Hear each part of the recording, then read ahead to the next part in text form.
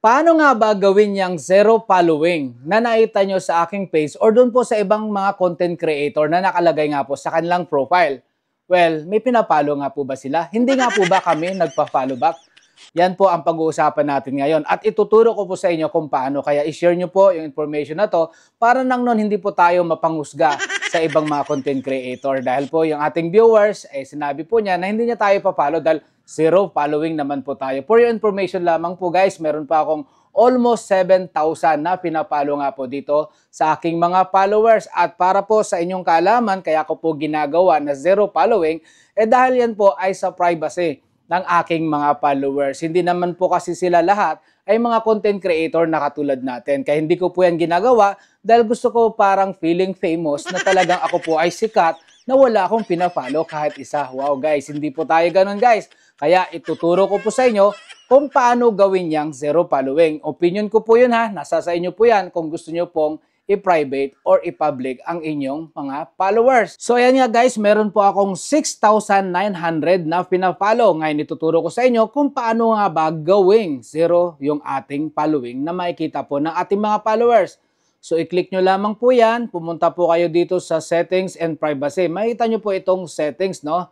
I-click nyo po yan. Tapos baba po kayo dito. Hanapin nyo po itong followers and public content. Pagka-click nyo po yan, baba po kayo ng konti at makita nyo po yung who can see the people pages and less that you follow. So pagka-click nyo po, meron pong tatlong option dyan, public, only me, at saka subscribers. So sa akin nga po, only me, kaya i-click nyo po yan, then save. Paano natin malalaman ngayon kung successful yung aking itinuturon at baka naman mali-mali din yan? So ganito lang guys kasimple. Bumalik po kayo sa inyong profile, i-click nyo po ito, tapos may makikita po kayong tatlong dot. Sa tatlong dot po na yan, pagka-click nyo, click nyo naman po itong view as. Ayan. So pag successful na po, ibig sabihin makikita nyo na po yung zero following. So ganun lang po kasimple. Kaya napaka-importante po sa buhay na wag po muna tayong manghusga na hindi pa natin nalalaman kung ano nga po yung reason or bakit nga po nangyayari yan. Dahil hindi naman po lahat ng masamang tao ay hindi ibig sabihin meron na silang pusong bato.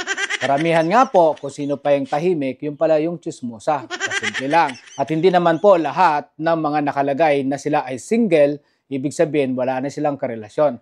Gusto lamang po nila ng pribadong relasyon. Sila lang po, dalawa, ang nakakaalam. Dahil baka magalit yung original pag nalaman niya na sila in relationship pala. So balik po kayo dito kay Nutnut Palaboy dahil dito, well, may natutunan ka na for sure. Tatamaan ka pa. And shoutout po dito sa ating followers. Ayan, grant na po yung inyong wish na i-shoutout po kayo. Bye!